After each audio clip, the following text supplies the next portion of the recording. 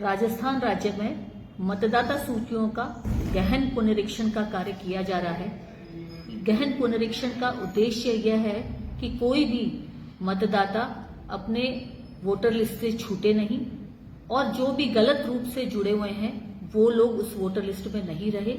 Voter list की पूरी purity बनाए रखने के लिए ये गहन पुनरीक्षण इस बार किया जा रहा है और आज दिनांक से बीएलओ द्वारा घर घर जाकर एनुमरेशन फॉर्म गणना प्रपत्र दिया जाएगा और सभी टॉक के सभी मतदाताओं से मेरा आग्रह है कि वो बीएलओ के साथ बैठ के और इस गणना प्रपत्र को, इसकी एंट्रीज को समझें। बहुत ही सिंपल भाषा में ये एक पेज का गणना प्रपत्र बना हुआ है जिसमें कुछ प्री फिल्ड होंगे, कुछ एंट्रीज पहले से मतदाता का नाम और वो सब पूर्व से ही लिखा हुआ होगा और कुछ एंट्रीज मतदाता को स्वयं करनी है। इसके बारे में भी बीएलओ उसे गाइड करेगा और मतदाता का इसका मुख्य जो कार्य है वो है उसे एक कलर्ड फोटो, अपनी वर्तमान की जो कलर्ड फोटो है वो उसको पेस्ट करनी है और साथ ही गणना प्रपत्र में जो भी कॉलम भरे हुए हैं उसमें से उनको भरना है।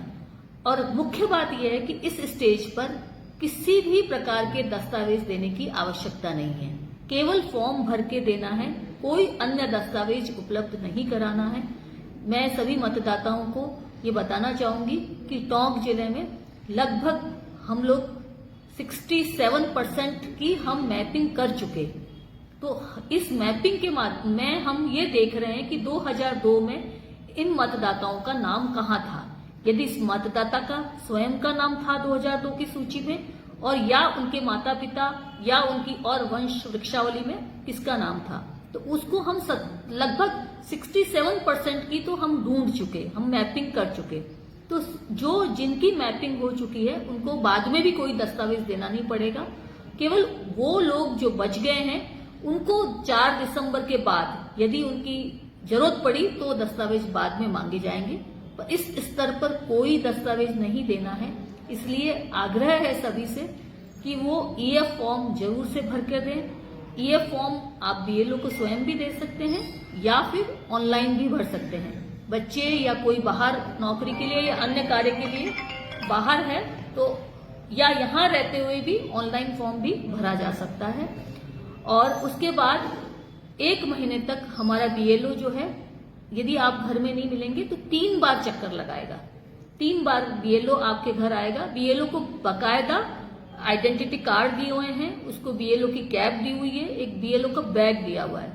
उन सब चीजों से आप पहचान सकते हैं कि ये कोई फ्रॉड व्यक्ति नहीं है, बीएलओ है। आइडेंटिटी कार्ड देखकर आप उनका पूरा सहयोग करें और ईएफ फॉर्म को अवश्य भरकर सबमिट करें।